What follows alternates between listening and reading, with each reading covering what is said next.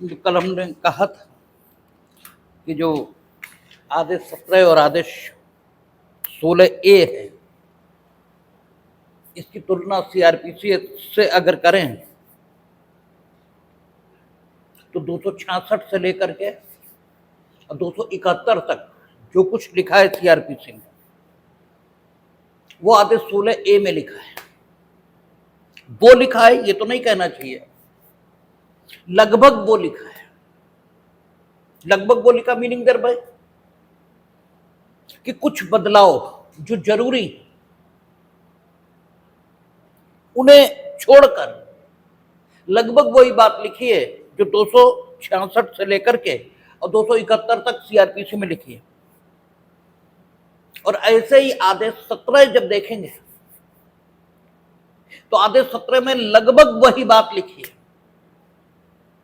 जो 309 सीआरपीसी में लिखी हुई थी। इसलिए अगर सीआरपीसी पढ़ रखी है तो इसे समझने में कोई कठिनाई नहीं है। हम लोगों ने देखा था कि सेक्शन 266 था, वो निरुद्ध व्यक्ति और कारागार इसकी डेफिनेशन देता था। ठीक वही स्थिति आप आदेश 16A में देखेंगे। उसने कहा इस आदेश में निरुद्ध के अंतर्गत निवारक निरोध के लिए उपबंध करने वाली किसी विधि के अधीन निरुद्ध भी है। ठीक है, सबसे पहले उसने डिटेन्ड इस व्यक्ति की परिभाषा दी है। कौन है डिटेन्ड? आपको मालूम है विधियां दो प्रकार की, जो डिटेंशन को ऑथोराइज करते हैं। ऐसे तो विधियां मोटे तौर पर देखें तो तीन प्रकार की। एक जो दांडिक मामलों के लिए उपबंध करते हैं, एक जो सिविल मामलों के लिए उपबंध करते हैं, और एक जो राजस्व संबंधी मामलों के लिए उपबंध करते हैं। और फिर इन विधियों को भी अगर कैटेगराइज करें तो फिर दो कैटेगरीज हो जाती हैं। दांडिक मामलों के लिए उपबंध करने वाली विधि सबस्टेंटिव लॉ, प्रोसीजर लॉ, इसमें विभाजित हो जाएगी। ठीक है ना। Substantive law meaning thereby कोई अधिकार, कोई दायित्व, कोई निर्योग्यता, कोई योग्यता, इसे उत्पन्न करने वाली विधि कि जो कोई हत्या करेगा वो आजन्म कारावास के दंड से दंडित किया जाएगा। तो ये कानून क्या कर रहा है? दायित्व को उत्पन्न कर रहा है। इसलिए इसे हम कहां कैटेगराइज करेंगे? सबस्टेंटिव लॉ वहां कैटेगराइज करेंगे, क्योंकि ये दायित्व को उत्पन्न कर रहा है। जो व्यक्ति 18 वर्ष की आयु का हो गया उसे मत देने का अधिकार होगा। ये कानून क्या कर रहा है? अधिकार को उत्पन्न कर रहा है। इसलिए ये क्या होगा? सबस्टेंटिव लॉ ये कहलाएगा। फिर कोई भी व्यक्ति अगर कोई अपराध करेगा तो उसे अमुक दंड से दंडित किया जाएगा, ये ठीक हो गया। लेकिन अमुक दंड से दंडित करने की प्रक्रिया क्या होगी? क्या कोई कह देगा कि किसी ने अपराध किया है, मात्र इतने से ही हम संबंधित व्यक्ति को दंड से दंडित कर देंगे? या उसका पक्ष भी सुनेंगे? और उसका पक्ष सुनेंगे तो कैसे सुनेंगे? वो वकील के माध्यम से अपनी बात कहलवाएगा तो सुनेंगे, उसे व्यक्तिगत रूप से खड़ा करके सुनेंगे, उसे तैयारी का अवसर देंगे या नहीं, आदि आदि बहुत सारी बातें हैं। और फिर उसकी बात कौन सुनेगा? मीनिंग देयर बाय आखिर आजीवन कारावास के दंड से दंडित कौन करेगा? ये भी एक सवाल है। इसका मतलब यह हुआ कि सिर्फ इतने से काम नहीं चल सकता कि आप कहें कि अगर किसी ने अपराध किया तो साहब हम उसे अमुक दंड से दंडित करेंगे, या कोई 18 वर्ष का हो जाएगा तो हम उसे मताधिकार दे देंगे। सिर्फ इतने से काम नहीं चलेगा। जो 18 वर्ष का हो गया उसे मताधिकार कैसे दिया जाए ये भी बताना पड़ेगा। ठीक है, वो मत का प्रयोग कैसे करे ये भी बताना पड़ेगा। और जो अपराध करेगा उसे अमुक दंड से दंडित करने के तरीके को भी बताना पड़ेगा। ठीक है ना। तो जो तरीका बताएगा ठीक है ना, किसी भी काम को करने का, उसे हम प्रक्रिया विधि कहते हैं। ठीक है ना, तो मोटे तौर पर कैटेगराइजेशन अगर लॉज का किया जाएगा तो दांडिक यानी प्यूनिटिव, सिविल और रेवेन्यू, 3 कैटेगराइजेशन आएंगे। और फिर इन कैटेगराइजेशंस को भी अगर हम कैटेगराइज करेंगे तो फिर 2 प्रकार के कैटेगराइजेशन आएंगे। एक सबस्टेंटिव लॉ जो अधिकार, दायित्व और कर्तव्य, योग्यता अथवा निर्योग्यता, इसको उत्पन्न करेगा। ठीक है, जो पागल हो जाएगा वो संविदा करने के योग्य नहीं होगा। क्या है? निर्योग्यता है, डिसेबिलिटी है। ठीक है ना, जो विकृत चित्त है, कब? संविदा किए जाने के समय पर वो संविदा करने के अयोग्य है। ठीक है, मीनिंग देयर बाय उसमें निर्योग्यता है, उसमें डिसेबिलिटी है, नहीं कर सकता। ठीक है, जो अवयस्क है, उस विधि के मुताबिक जिसके अधीन वो है, वो संविदा नहीं कर सकता। ठीक है, जो विदेशी है, वो 18 साल का भले ही हो गया हो, वो देश के इलेक्टोरल प्रोसेस में भाग नहीं ले सकता, वो वोटर नहीं हो सकता। ठीक है ना, तो योग्यता हो, निर्योग्यता हो, अधिकार हो, दायित्व हो,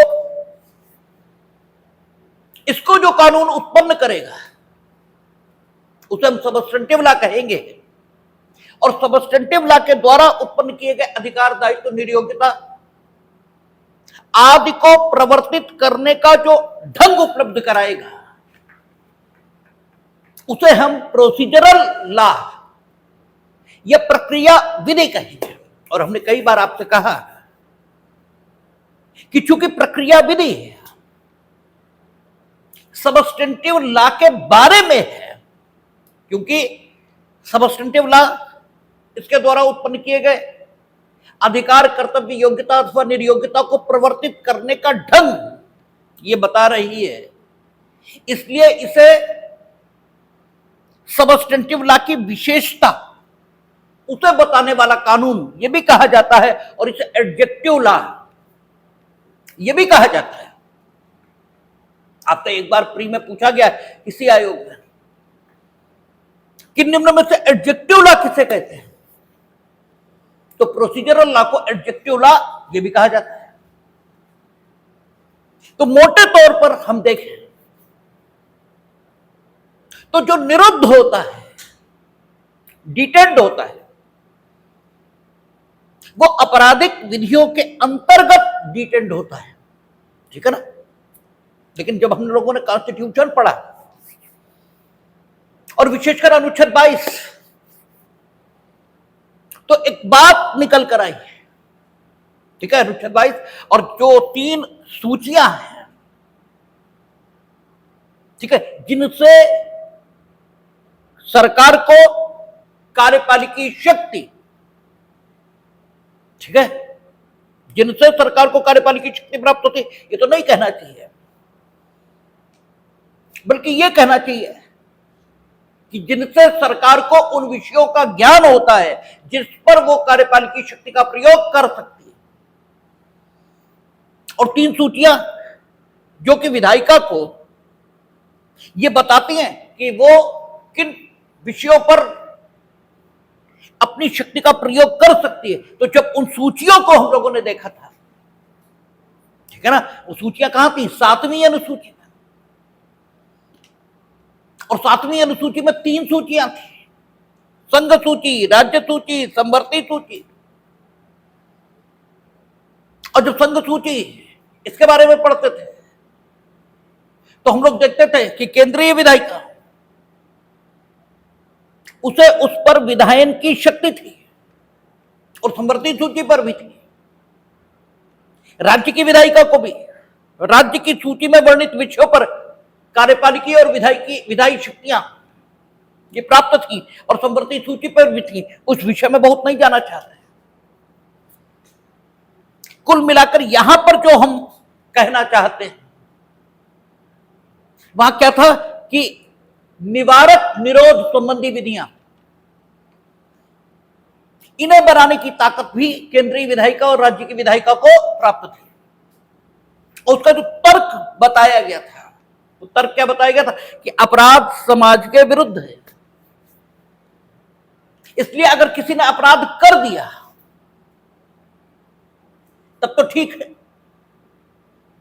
कि हम उसे कानून के मुताबिक दंडित करेंगे, लेकिन जिसने अभी अपराध नहीं किया, लेकिन इस बात की संभावना है कि वो अपराध कर देगा, ठीक है, तो क्या उस व्यक्ति को कारागार में रखा जा सकता है? तो तर्क क्या अपनाया गया था कि जैसे व्यक्ति को अपनी रक्षा करने का अधिकार है, अपनी रक्षा के लिए वो विभिन्न उपायों को उस स्थिति के आने के पूर्व ही, ठीक है, जब उसे रक्षा की जरूरत पड़ती है, उस स्थिति के आने के पूर्व ही अपनी सुरक्षा के उपाय वो कर सकता है। ऐसे ही राज्य और समाज अपराध के होने से पूर्व ही अपराध को नष्ट करने के लिए या अपराध को रोकने के लिए विधायन का हक है। इस तर्क के साथ राज्य को निवारक निरोध, इसका उपबंध करने वाली विधियां बनाने का हक दिया गया था कि किसी व्यक्ति ने कोई अपराध नहीं किया, कोई अपराध नहीं किया, लेकिन फिर भी अगर उसके बारे में यह आशंका है कि उसके कार्यों से राज्य का जो हित है उसको नुकसान पहुंचेगा, वो चाहे सुरक्षा का हित हो राज्य के, चाहे अर्थव्यवस्था का हित हो, कोई हित हो राज्य का,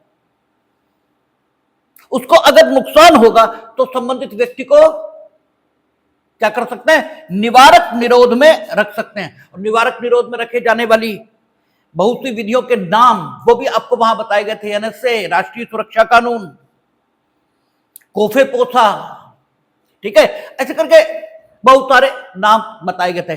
यहां उत्तर प्रदेश में भी यूपी, एपी करके ऐसे कुछ बना हुआ है। यानी वो व्यक्ति जिसने अपराध नहीं किया वो भी डिटेंशन में हो सकता है, और वो व्यक्ति जिसने अपराध किया है तो वो तो डिटेंशन में हो गई होगा। तो जो अपराध करके डिटेंशन में होता है उसे हम क्या बोलते हैं? वो प्यूनिटिव डिटेंशन में है, दांडिक निरोध में है। और जो प्रिवेंटिव डिटेंशन में है, मीनिंग देयर बाय निवारक निरोध का उपबंध करने वाली विधियों के अंतर्गत निरुद्ध है, उसने कोई अपराध नहीं किया, लेकिन फिर भी वो डिटेंशन में रखा जा सकता है, ठीक है। इसीलिए यहां पर उन्होंने लिखा। अदरवाइज निरुद्ध का अर्थ सामान्य तौर पर दांडिक निरोध में रखा गया व्यक्ति यही लिया जाता है। इसलिए उन्होंने स्पेसिफिकली यहां क्लियर किया कि निरुद्ध के अंतर्गत निवारक निरोध के लिए उपबंध करने वाली किसी विधि के अंतर्गत निरुद्ध भी है, दोनों है।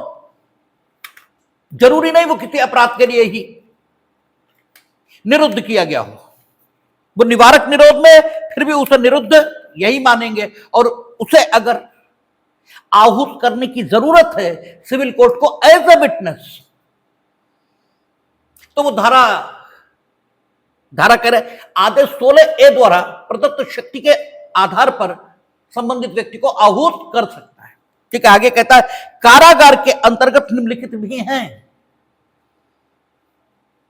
ठीक है। ऐसा कोई स्थान जिसे राज्य सरकार ने साधारण या विशेष आदेश द्वारा अतिरिक्त जेल घोषित किया, क्योंकि जो कारागार है वो तो कारागार होता ही है। लेकिन हमने कल भी कहा कि किसी भी स्थान को किसी भी स्थान के रूप में डेजिग्नेट किया जा सकता है सिर्फ इस आधार पर कि विशेष स्थान पर लागू होने वाले नियम और कानून किसी भी स्थान पर लागू कर दिए गए।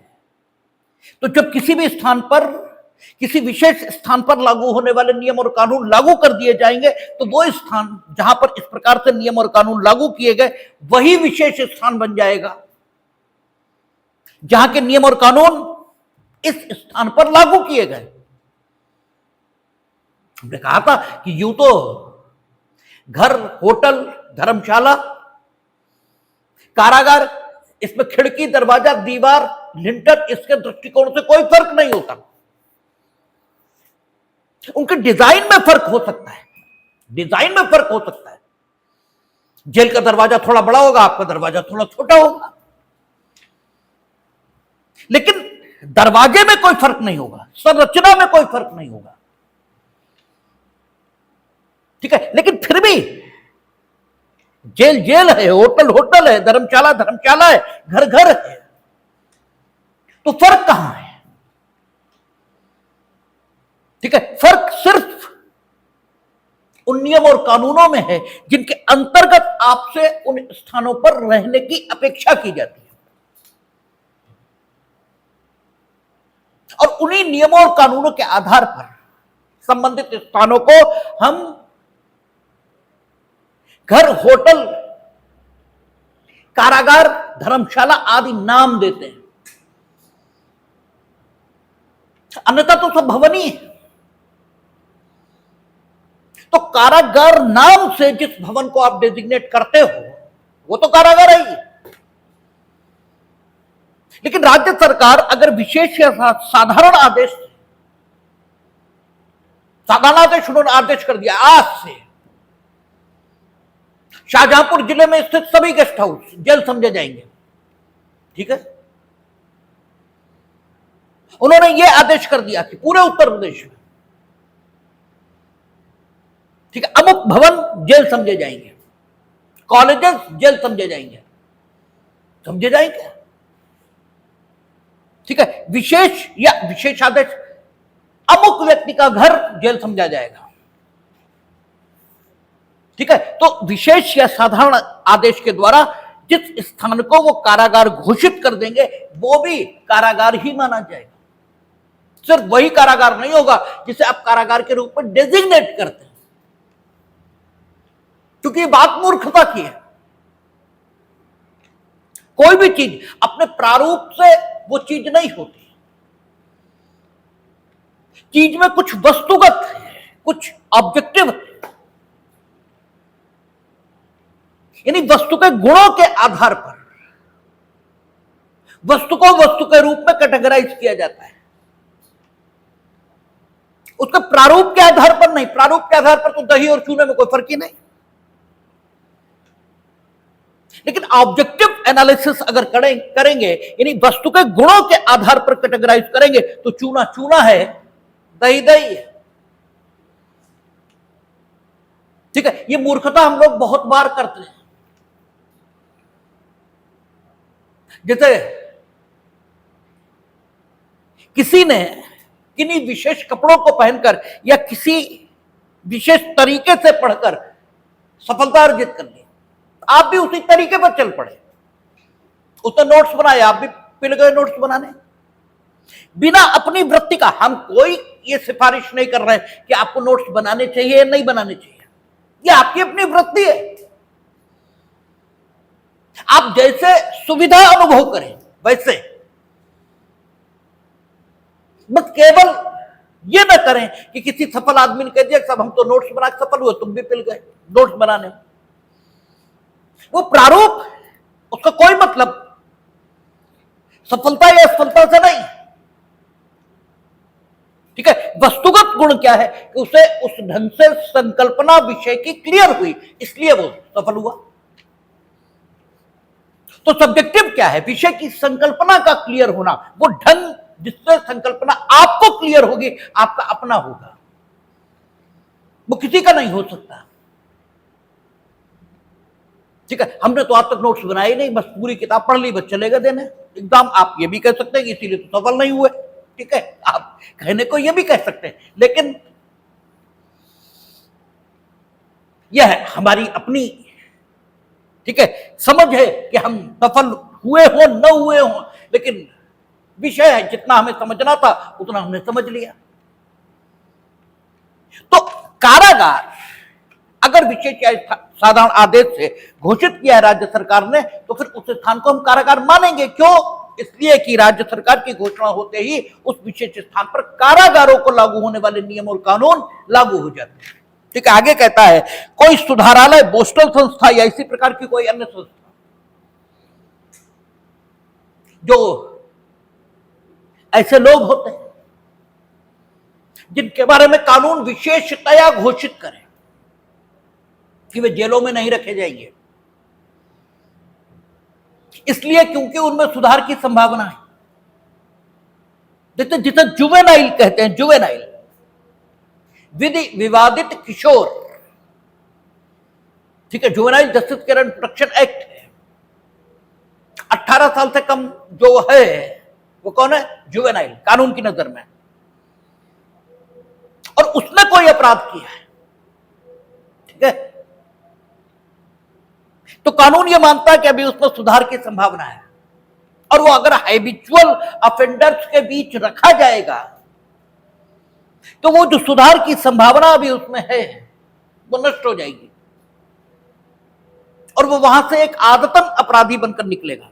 और हम किसी को जेल उससे बदला लेने के लिए नहीं भेज रहे, जेल तो उसके सुधार के लिए भेज रहे। इसलिए juvenile justice and protection act कहता है कि किसी भी जुवेनाइल को आप जेल नहीं भेजेंगे, सुधारालय वहां भेजा जाएगा। ठीक है, कोई बच्चा है मिल गया, उसे अगर उसके संरक्षकों को दिया जाए तो वो उसके हित के विपरीत दिखाई देता है, ठीक है ना। कोई अपने घर से भाग गया, मां बाप नाराज, अगर मां बाप को दे दिया तो उम्मीद जीवित रहने की भी नहीं है,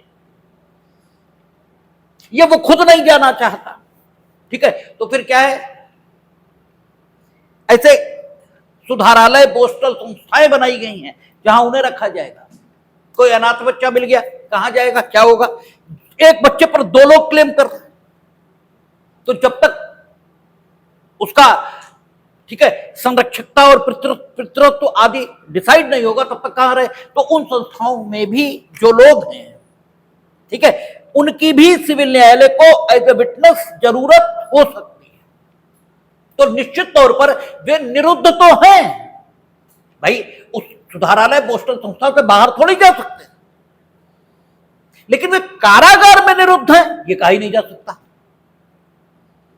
ठीक है, वे कारागार में निरुद्ध नहीं है क्योंकि वो कारागार नहीं है, कारागार पर लागू होने वाले नियम और कानून दूसरे हैं और इन स्थानों पर लागू होने वाले नियम और कानून दूसरे हैं। हाँ, एक समानता, एक सादृश्य दोनों स्थानों पर दिखाई देता है कि वहां से आप अपनी मर्जी से बाहर नहीं जा सकते, न कारागार से, न इन सुधारालय, पोस्टल संस्थाओं आदि से। वहां से आप बाहर निश्चित प्राधिकारी की अनुमति से ही जाएंगे।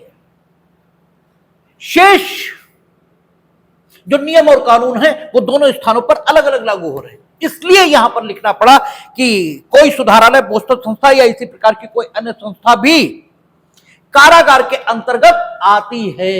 अदरवाइज कारागार शब्द जो शाब्दिक तौर पर समाज में समझा जाता है, उस शाब्दिक अर्थ से पोस्टल संस्था, सुधारालय आदि शब्द मेल नहीं खाते, ठीक है ना, इसलिए भी है इस शब्द का प्रयोग करना पड़ा। आगे उसने कहा कि साक्ष्य देने के लिए बंदियों को हाजिर करने की अपेक्षा करने की शक्ति, यह हम लोगों ने सीआरपीसी में भी देखा था कि दांडिक न्यायालय को इसी प्रकार की शक्ति संभवतः सेक्शन 267 या 268 था उसमें प्राप्त थी, ठीक है। उसने कहा कि जहां न्यायालय को यह प्रतीत होता है कि राज्य के भीतर कारागार में परिरुद्ध, अब कारागार शब्द के अंतर्गत कौन कौन आ गया? पोस्टल संस्था, सुधारालय, ये सब आ गए, और कारागार के अंतर्गत वो भी आ गया, कारागार में निरुद्ध व्यक्ति, इसके अंतर्गत वो भी आ गया जो प्यूनिटिव नहीं, प्रिवेंटिव डिटेंशन में है, जो दांडिक नहीं, निवारक निरोध में है, ठीक है। भीतर कारागार में परिरुद्ध या निरुद्ध व्यक्ति का साक्ष्य वाद में तात्विक है, ये विशेष शर्त आई कि उसे लगता है सिविल न्यायालय को कि बाद में उसका साक्ष्य तात्विक है, मटेरियल है। अगर मटेरियल नहीं है, मीनिंग देयर वाइज जिस तथ्य पर उस साक्षी को साक्ष्य देना है, उस तथ्य का साक्ष्य अन्य अनेक लोग दे सकते हैं। ठीक है, क्योंकि एक तथ्य एक व्यक्ति ने ही घटते हुए देखा होगा, ऐसा कम होता है।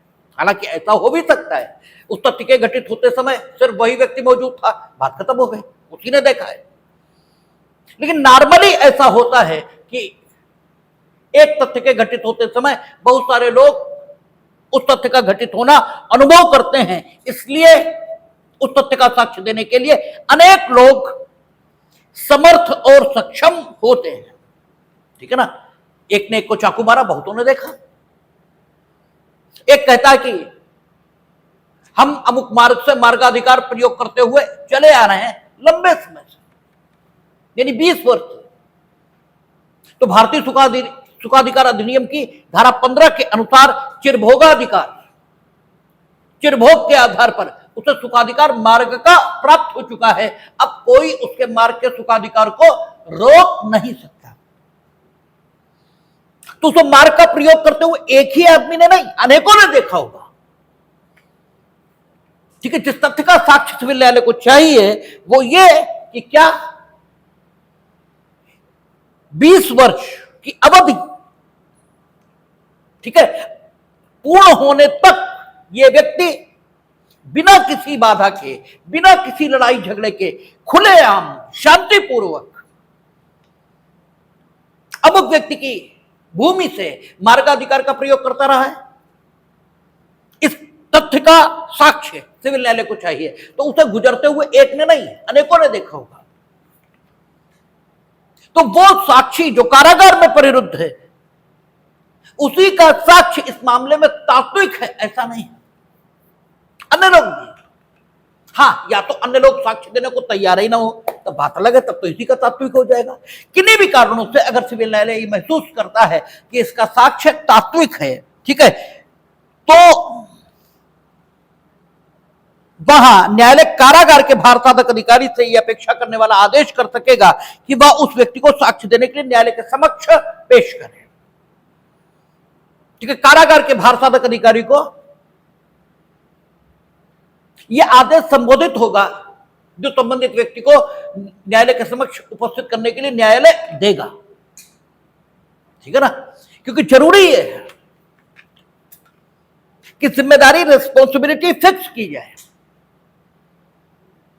अगर आप कहेंगे अमुक व्यक्ति को हाजिर करो, तो कारागार में तो बहुत सारे लोग हैं, जेलर भी है, जेल सुपरिटेंडेंट भी है, अनेकों लोग, बंदी रक्षक भी हैं। नहीं उपस्थित हुआ, किसकी जिम्मेदारी आप फिक्स करेंगे? वो कहते हैं जेल सुपरिटेंडेंट को करना चाहिए, तो वो कहते हैं जेलर को करना चाहिए था। इसलिए प्रक्रिया विधियों में यह लिखा रहता है कि किससे अपेक्षा की जाएगी। तो न्यायालय कारागार के भारसाधक अधिकारी से यह अपेक्षा कर सकेगा कि वह उस व्यक्ति को न्यायालय के समक्ष पेश करे। परंतु यदि कारागार से न्याय सदन की दूरी 25 किलोमीटर से अधिक है,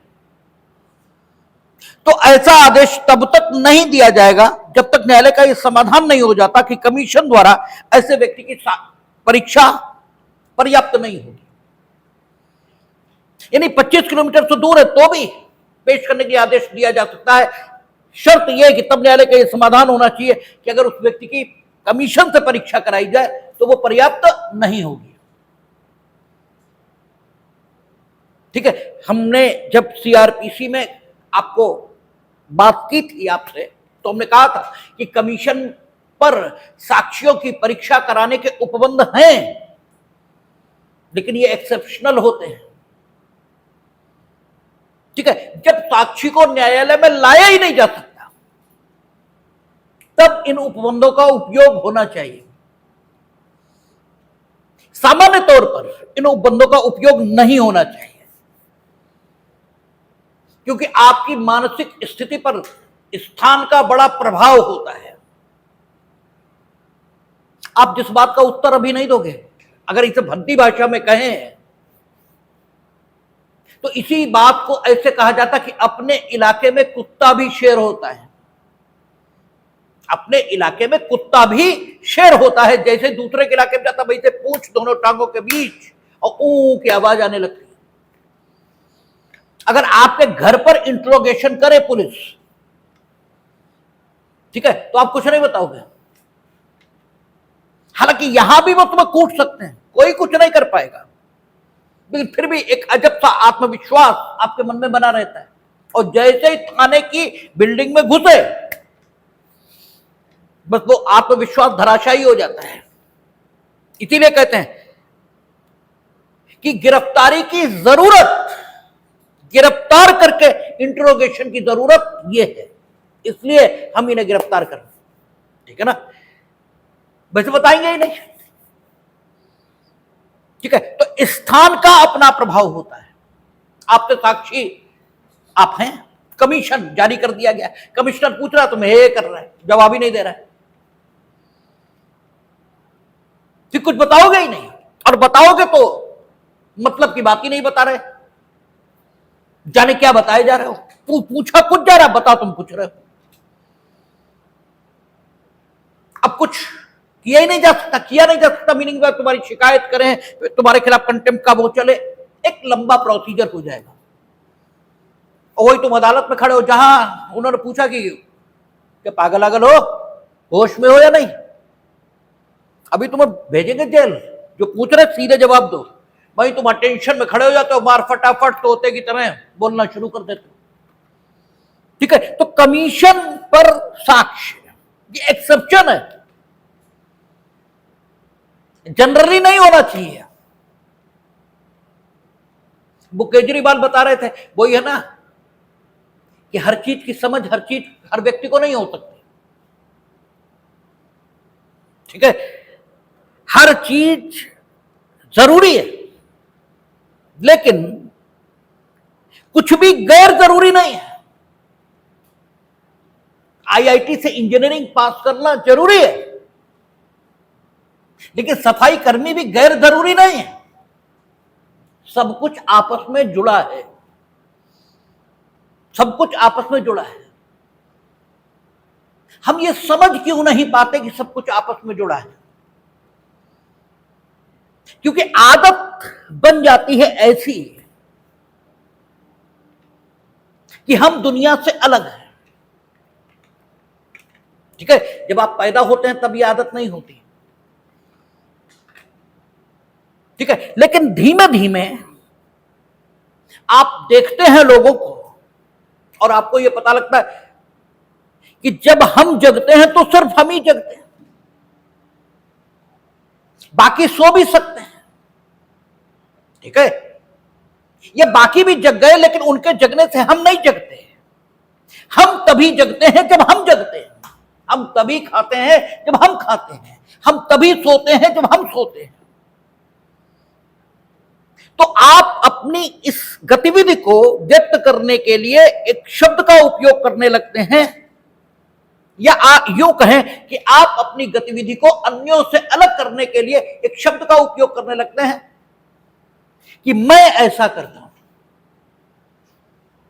ठीक है, मैं ये लेकर नहीं आए थे आप, जन्म के साथ कोई मैं नहीं था, लेकिन चूंकि दूसरों से अपने को अलग प्रदर्शित नहीं कर सकते आप मैं का उपयोग किए बिना, ठीक है, इसलिए आप मैं का उपयोग करना शुरू करते हैं। लेकिन जो कुछ आप उपयोग करते हैं वो सर्वदा सत्य नहीं होता, और जो कुछ आप उपयोग नहीं करते वो सर्वदा झूठ हो ऐसा भी नहीं होता। बच्चा मिठाई खाने के लिए जा रहा है कमरे में, आप कहते कमरे में भूत है, नहीं है, नहीं है। ठीक है, लेकिन भूत खड़ा करना उपयोगी है, क्योंकि वो सत्य नहीं समझ सकता। अगर उसे आप ये बताओ कि मिठाई खाने से बीमारी होती है, बीमारी सत्य है, भूत झूठ है, लेकिन झूठ काम करेगा, भूत काम करेगा, बीमारी काम नहीं करेगी। ठीक है, आप लाख समझाओ नहीं मानेगा। तो झूठ उपयोगी है, सत्य अनुपयोगी है। ये स्थितियों की बात है, इसीलिए कहते हैं ईश्वर ने जो कुछ बनाया वो सब कुछ उपयोगी है। वो झूठ भी उपयोगी है, सत्य भी उपयोगी है, परिस्थिति की बात है। तो आप दूसरों से अलग नहीं हो, ठीक है, क्योंकि अगर दूसरों से आप अलग हो, ठीक है, तो दूसरों पर आपकी निर्भरता न हो, ठीक है, आप दूसरों के बिना जिंदा नहीं रह सकते, ठीक है, दूसरों के बिना आप बिल्कुल जिंदा नहीं रह सकते। अगर अकेले दुनिया में आप हो तो आप जिंदा नहीं रह सकते, दूसरों का होना जरूरी है। पेड़ ना हो जिंदा रहोगे, खाली तुम ही हो, पेड़ ना हो जिंदा रहोगे, सूरज ना हो जिंदा रहोगे, खाली तुम ही हो, कोई नहीं है, जिंदा रहोगे। आप दूसरों से जुड़े हैं, लेकिन दूसरों से अपने को अलग करने की जो उपयोगिता है, उसके लिए आप मैं शब्द का उपयोग करने लगते हैं, और उसके कारण धीरे धीरे धीरे धीरे ऐसी आदत बनती है कि आपको यह ध्यान में आ जाता है कि हम दूसरों से अलग हैं, ठीक है। फिर आपको यह दिखाई देता है कि हम महत्वपूर्ण हैं, बाकी सब गैर महत्व के लोग, ठीक है। जबकि दुनिया में सभी लोग उपयोगी हैं, और जो कुछ उपयोगी है वो हमेशा ठीक हो जरूरी नहीं है, और जो कुछ अनुपयोगी है वो हमेशा गलत हो ये भी ठीक नहीं। तो केजरीवाल जैसे लोग, उनके स्टेटमेंट आते थे जब उन्हें बात चल रही थी, जब गिरफ्तार वो हुए नहीं थे, लेकिन एजेंसीज का मूड ऐसा दिख रहा था कि वो गिरफ्तार हो जाएंगे कुछ दिनों में। ईडी वगैरह ने अप्लाई किया था कोर्ट में कि साहब हमें इनकी जरूरत है, तो वो कहते थे जरूरत तो हमारे घर आ जाए, पूछताछ कर ले, ठीक है। उनके बयान आते थे अखबारों में कि पूछताछ तो करनी है ईडी सीबीआई को, भाई पूछताछ ही तो करनी है, हमारे घर आ जाए और पूछताछ कर ले। केजरीवाल भले ही धूर्तता में ये न भी कह रहे हो, अपने सच्चे हृदय से कह रहा हूं, ठीक है ना, तो भी वो इस बात को समझ ही नहीं सकते कि स्थान का अपना महत्व होता है, इंट्रोगेशन, ठीक है। जब इंट्रोगेशन व्यक्ति से होता है तो स्थान का महत्व होता है, उसका अपना प्रेशर व्यक्ति के दिमाग पर काम करता है और उसमें से वो सच्चाई निकलती है, ठीक है। इसलिए कमीशन ये लास्ट ऑप्शन है, ये पहला ऑप्शन नहीं है। कमीशन पर परीक्षा करने की शक्ति न्यायालय को दी जाएगी, क्योंकि something is better than nothing. जहां आप साक्ष्य प्राप्त ही नहीं कर पा रहे, वहां तो जो मिल रहा वही ठीक है। साक्षी की स्थिति ऐसी न्यायालय में ला ही नहीं सकते, तो ठीक है भाई कमीशन पे ही करा लेंगे। लेकिन जहां न्यायालय में आ सकता है वहां नहीं, ठीक है। तो कह रहा है कि परंतु यदि कारागार से न्याय सदन की दूरी 25 किलोमीटर से अधिक है तो ऐसा आदेश तब तक नहीं किया जाएगा जब तक न्यायालय का समाधान नहीं हो जाता कि कमीशन द्वारा ऐसे व्यक्ति की परीक्षा पर्याप्त नहीं होगी। यहां मामले को थोड़ा उल्टा है, क्योंकि सिविल प्रोसीडिंग है, क्रिमिनल में अलग ढंग की बात की थी, सिविल में अलग ढंग की बात की थी। यहां क्या होगा, अगर कारागार 25 किलोमीटर से दूर है, ठीक है, तो प्रथमतः कमीशन जारी करेंगे। लेकिन अगर समाधान न्यायालय का यह है कि नहीं हो पाएगा कमीशन से, ठीक है, तो फिर क्या होगा, उपस्थित होने का आदेश दिया जाएगा। ऐसा क्यों है, रीजन क्या है? बात यह कि नॉर्मली वादी उसी व्यक्ति को साक्षी के तौर पर अपने पक्ष में साक्ष्य देने के लिए आहूत कराएगा, या प्रतिवादी अपने पक्ष में साक्ष्य देने के लिए आहूत कराएगा जो उसके पक्ष में होगा, ठीक है ना, जो उसके पक्ष में होगा। नॉर्मली ऐसे लोगों को नहीं बुलाएगा जो इंपार्शियल हो, उसके पक्ष में ना हो, ठीक है। नॉर्मल स्थिति यही है। तो जब उसके पक्ष में ही तो कमीशन से हो जाएगी चीज, ठीक है। वो भी जानेंगे अगर हमने उत्तर नहीं दिया क्रॉस एग्जामिनेशन में जो सवाल किए जा रहे तो ये पढ़ा ही नहीं जाएगा, ठीक है ना। तो नॉर्मल रूल ये है कि वहां उत्तर मिल जाएंगे, जबकि क्रिमिनल प्रोसीडिंग्स में स्थिति डिफर रहेगी। इसलिए यहां प्राइमरी रूल बदलता है। यहां प्राइमरी रूल यह है कि कमीशन पर कराइए, और अगर समाधान होता है कि कमीशन पर कराने से लाभ नहीं होगा तो फिजिकल अपीयरेंस के लिए आदेश दीजिए, ठीक है। और वहां नियम बदल जाता है कि फिजिकल अपीयरेंस के लिए आदेश दीजिए, यदि यह लगता है कि हो ही नहीं पाएगा तो कमीशन के लिए आदेश करिए, ठीक है ना। तो यहां लगभग स्थिति वही है, लगभग, ठीक है ना, लेकिन एकदम ठीक वैसी नहीं है। आगे कहता है न्यायालय में व्यय का संदत्त किया जाना, वहां तो राज्य प्रोसिक्यूट करता है, ठीक है, वहां तो राज्य प्रोसिक्यूट करता है, या राज्य की यह जिम्मेदारी है कि वो न्याय दे। तो अगर पक्षकार भी प्रोसिक्यूट कर रहे नहीं, परिवार प्रतिष्ठित मामला है, ठीक है, तो भी राज्य पर व्यवहार ये रखा जा सकता है साक्षी को उपस्थित कराने के लिए, अदरवाइज तो राज्य पर होगा ही। लेकिन यहां मामला सिविल है, इसलिए जो पक्षकार अपने पक्ष में कारागार में परिरुद्ध व्यक्ति का साक्ष्य प्रस्तुत करवाना चाहेगा, उसी को साक्षी को लाने के व्यय देने होंगे। और न सिर्फ साक्षी के बल्कि उस अनुरक्षक के भी जो उसको लेकर आएगा, क्योंकि साक्षी अकेले तो आ नहीं जाएगा भाई, वो तो कारागार में निरुद्ध है, अकेले कैसे आ जाएगा, तो उसके भी देने होंगे। और ये नियम 3 लिख रहा है, कहता न्यायालय नियम 2 के अधीन कोई आदेश देने के पूर्व, यानी नियम 2 का आदेश कि मेरे समक्ष उपस्थित किया जाए, ये दिया ही तब जाएगा जब नियम 3 का अनुपालन हो जाएगा। पूर्व उस पक्षकार से जिसकी प्रेरणा पर या जिसके फायदे के लिए आदेश निकाला गया है, यह अपेक्षा करेगा कि वह ऐसी धनराशि संदत्त करे जो न्यायालय के आदेश के निष्पादन के व्ययों को चुकाने के लिए, जिसके अंतर्गत साक्षी को दिए गए अनुरक्षक के यात्रा व्यय और अन्य व्यय भी हैं, पर्याप्त प्रतीत होती है। इस पक्षकार को यह जमा करना होगा। और व्ययों का मापमान ये कितना हो, कितने व्यय जमा कराए जाए, ठीक है, इसके लिए कह रहा है जहां न्यायालय उच्च न्यायालय के अधीनस्थ है, वहां ऐसे व्ययों का मापमान नियत करने में इस निमित्त उच्च न्यायालय द्वारा बनाए गए नियमों को ध्यान में रखा जाएगा। यानी अगर स्वयं उच्च न्यायालय है, क्योंकि उच्च न्यायालय भी तो आरंभिक सिविल अधिकारिता उसे है, स्वयं वो ट्रायल कर रहा है, तो फिर किसी नियम का उसे ख्याल नहीं रखना है, उच्च न्यायालय का अधीनस्थ है, तब उन नियमों का ख्याल रखना है जो उच्च न्यायालय ने बनाए हैं इस निमित्त। और अगर नहीं बनाए हैं उच्च न्यायालय तो फिर इस न्यायालय को भी कोई ख्याल किसी भी नियम का नहीं रखना है। किसी भी नियम का नहीं रखना, इसका मतलब यह नहीं हुआ कि वो निर्द्वंद हो गए, हालांकि बोलते ऐसे ही हैं, हर चीज का जवाब नहीं दिया जा सकता और ना देना चाहिए।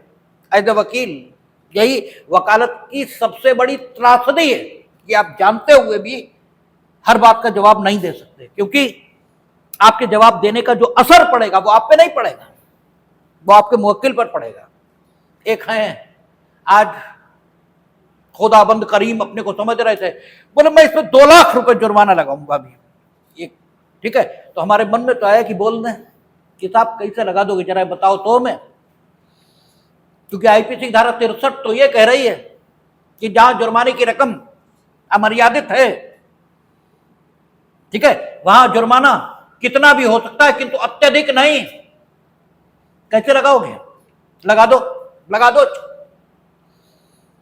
आगे रिवीजन और अपील तुम्हारे जैसे लोगों के लिए बनाई गई, लगाओ, कितना लगाओगे।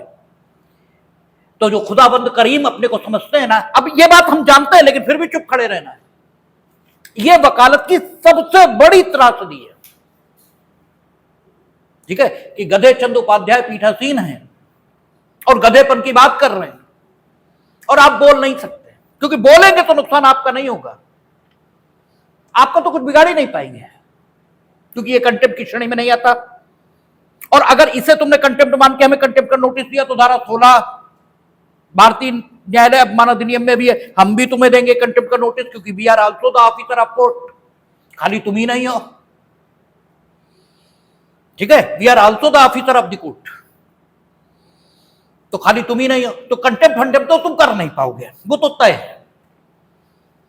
लेकिन हां, यह जरूर हो जाएगा कि वो जो हमारा मुवक्किल है वो सफर करेगा, उसका तुम सब उठा खारिज कर दोगे। अच्छा, खारिज करने पे आ जाओ तो 20 आधार, और स्वीकार करने पे आओ तो 20 आधार। यही रियलिस्टिक कहते हैं भाई, यथार्थवादी यही तो कहते हैं कि कानून कानून क्या होता है। ये तो न्यायाधीशों की मर्जी है, जब चाहे जो कुछ कहने लगो, क्योंकि वही कानून है। वो इस बेयर को तो बताते हैं कानून का स्रोत है, सोर्स ऑफ द लॉ है, क्योंकि तो कानून तो वो है जो निर्णय है। और ऐसा वो पॉजिटिव ढंग से नहीं कहते, रिएक्शन में बोलते हैं। मतलब ऐसा नहीं है कि वो न्यायाधीशों की बहुत बड़ाई करते हुए ऐसा कह रहे हैं ना, ये रिएक्शन में ऐसा बोल रहे हैं। यथार्थवादी जो हम लोगों ने पढ़े थे तो वहां लिखा है इनका दर्शन प्रतिक्रियावादी है। ये रिएक्शनरी लोग हैं, इन्होंने जो कुछ देखा है, जो कुछ अनुभव किया है, उसके आधार पर रिएक्शन में बोलना है। तो कह रहे कोई न्याय माने नहीं जा रहा न्यायालय। न्यायालय सिर्फ वही जा रहा है जो चोर है। उन्हें मालूम है कि न्यायालय ही वो उपकरण है जो उनकी चोरी का संरक्षण करेगा, उन्हें जमानत दे देगा। ठीक है, वो ये बात बोल रहे हैं। तो बात तो उनकी भी कुछ हद तक ठीक है, पूर्ण सत्य भले ही न सही। ठीक है, तो आगे कहता है ये कि नियमों को ध्यान में रखा जाए।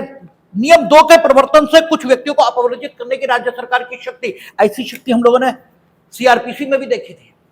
राज्य सरकार साधारण या विशेष आदेश से यह कह सकती थी कि अमुक व्यक्ति को या अमुक वर्ग के व्यक्तियों को, ठीक है, अमुक व्यक्ति को, यानी उन्होंने कहा फलाने सिंह को जो जेल में बंद हैं न्यायालय में उपस्थित नहीं किया जाएगा, बल्कि मजिस्ट्रेट रिमांड लेने के लिए वहां चला जाएगा। ठीक है ना, क्योंकि उन्हें लाने में जो सिक्योरिटी की जरूरत पड़ेगी वो बहुत ज्यादा होगी, अव्यवस्था बहुत ज्यादा फैल जाएगी, और मजिस्ट्रेट वहां चला जाए तो कोई दिक्कत नहीं। ठीक है, तो राज्य सरकार को एक शक्ति वहां मिली थी, क्योंकि कानून और व्यवस्था को बनाना राज्य सरकार की जिम्मेदारी है। ठीक है, और हमने बार बार कहा कि कोई छोटा नहीं, कोई बड़ा नहीं, सब जरूरत की बात है। न सरकार छोटी, न न्यायालय बड़ा, न विधायिका छोटी, न सरकार बड़ी, कुछ नहीं। जहां जिसको बड़प्पन देने की जरूरत है वहां उसको बड़प्पन दिया गया। या उन्होंने कहा जो डॉक्टर्स बंद होंगे या जो धर्मगुरु बंद होंगे उन्हें कभी भी उपस्थित नहीं किया जाएगा। ठीक है, किसी व्यक्ति को या किसी विशेष वर्ग के व्यक्तियों को न्यायालय में साक्षी के तौर पर उपस्थित नहीं किया जाएगा। राज्य सरकार साधारण या विशेष आदेश से ऐसा कर सकती है। उनका शाजापुर में नहीं किया जाएगा, या उन्होंने जनरल ऑर्डर कर दिया पूरे उत्तर प्रदेश में नहीं किया जाएगा। ठीक है ना, तो वो अगर ऐसा कर देते हैं तो फिर वैसा ही होगा। कहता है राज्य सरकार नियम 2 में विनिर्दिष्ट बातों को ध्यान में रखते हुए, नियम 2 में यानी उपनियम 2 जो आ रहा है इसमें जो बातें लिखी हुई हैं उन्हें ध्यान में रखते हुए किसी भी समय एट एनी टाइम, जिस समय ऑर्डर किया गया उस समय नहीं, लेकिन जब ऑर्डर के प्रवर्तन का समय आया उस समय ऐसा आदेश हो गया।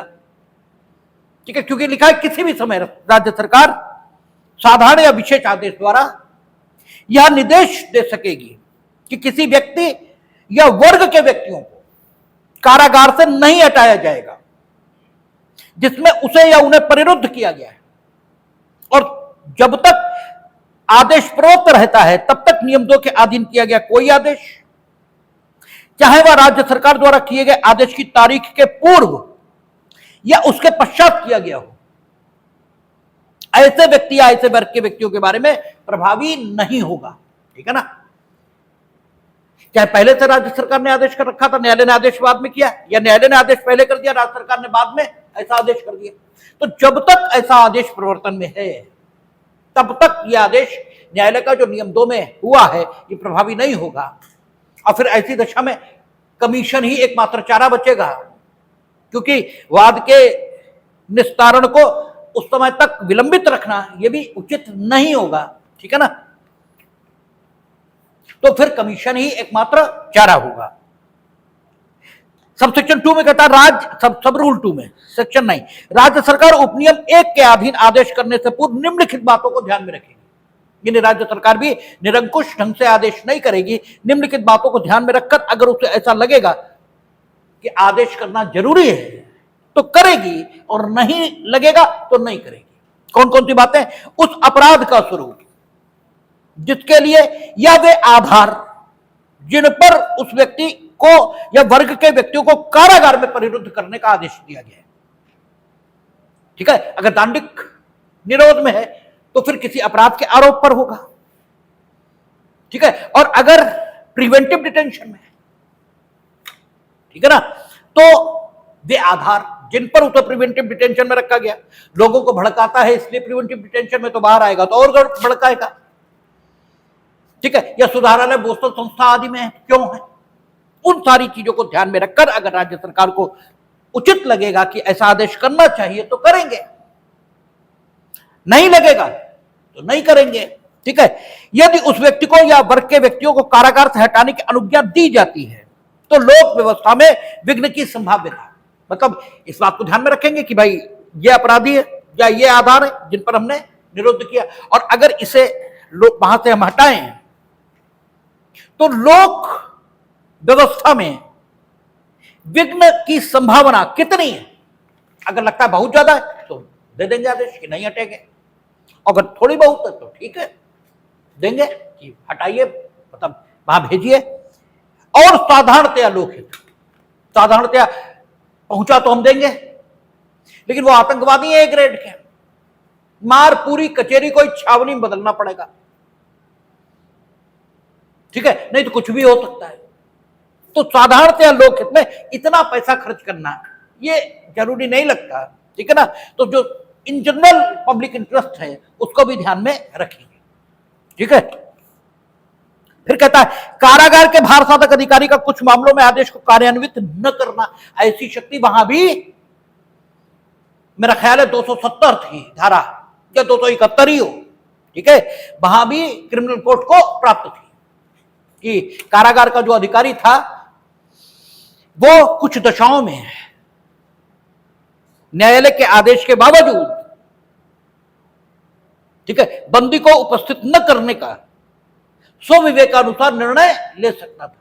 वैसी ही स्थिति यहां कहता है जहां वह व्यक्ति जिसके संबंध में नियम 2 के अधीन आदेश किया गया है ऐसा व्यक्ति है जिसकी बाबत कारागार से संबद्ध चिकित्सा अधिकारी ने प्रमाणित किया है कि वह बीमारी या अंग शैथिल्य के कारण कारागार से हटाए जाने योग्य नहीं। इतना बीमारी है, इतना शिथिलांग है, जब आप बेहोश होते हैं तो शिथिलांग होते हैं, जब पैरालिसिस हो जाती है, पैरालाइज हो जाते हैं आप तो शिथिलांग होते हैं।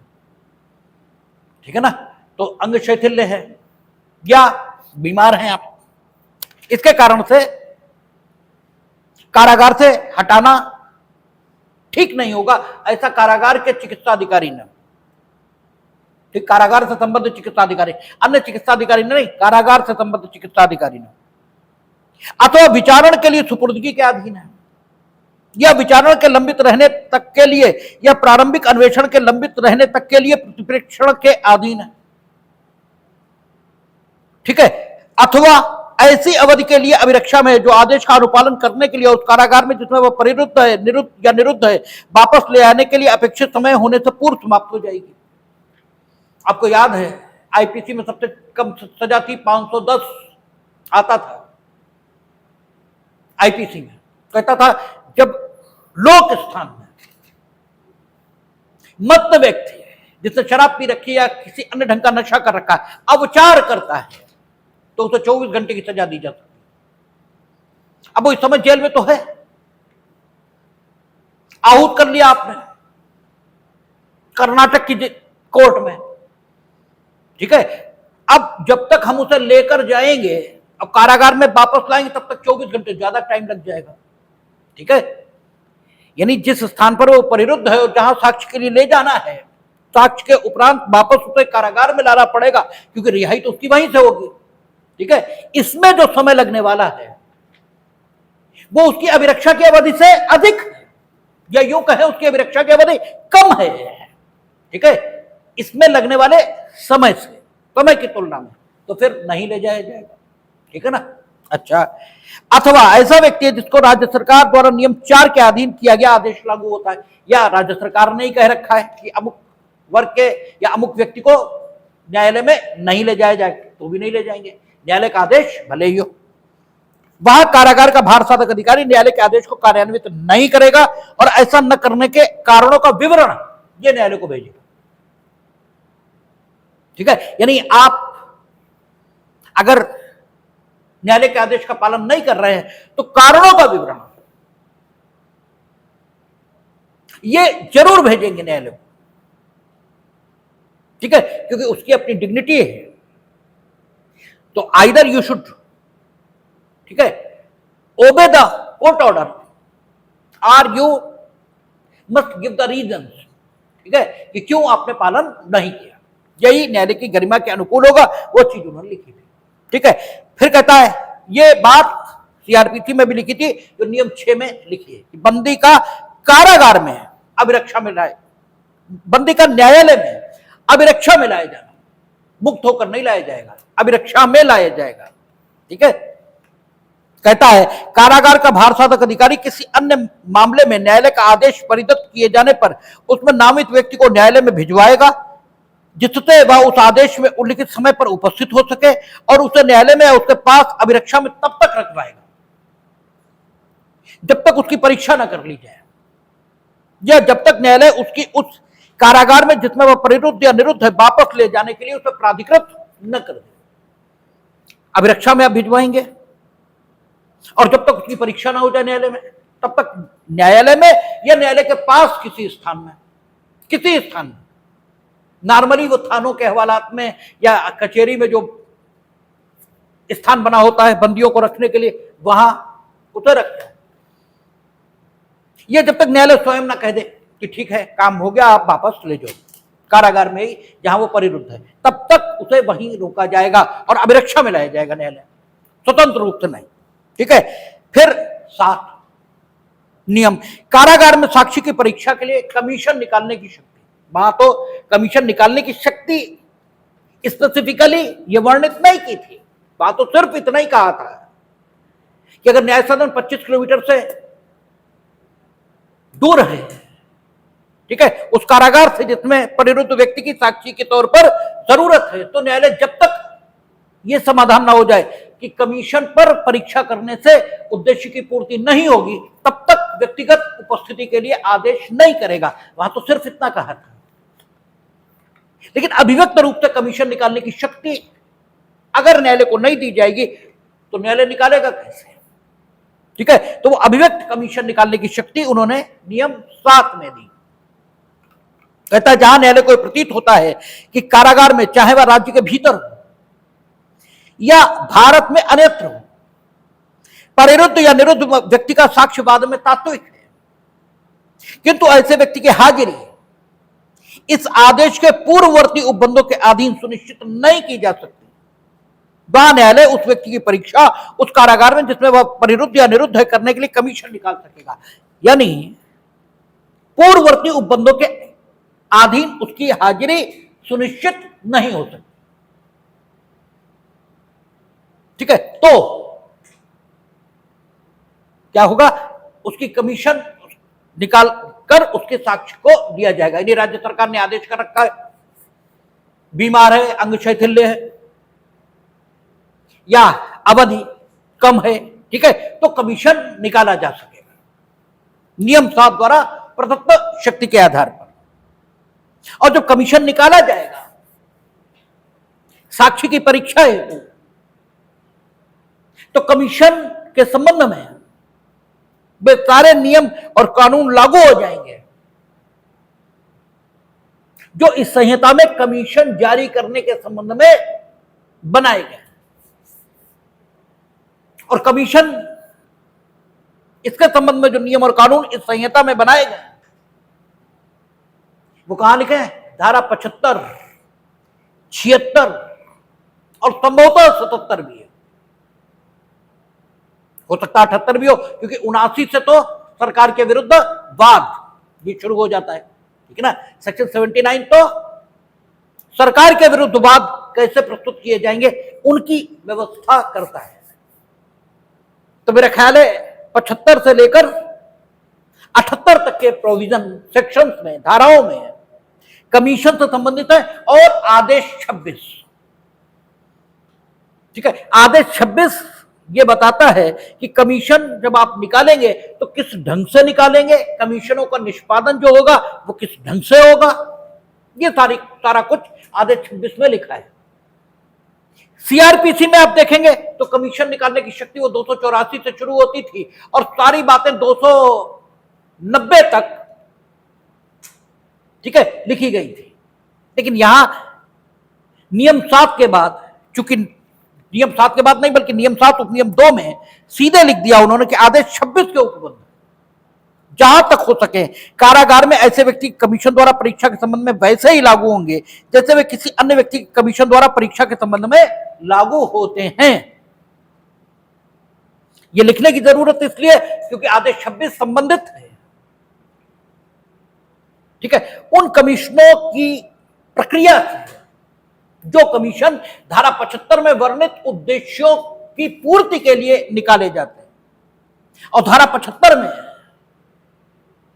यह कमीशन उल्लिखित नहीं है, ठीक है ना, जिसको जारी करने की शक्ति न्यायालय को आदेश 16A नियम 7 उपनियम 1 में मिली है, ठीक है ना, यानी साक्षी की परीक्षा के लिए कमीशन निकालना।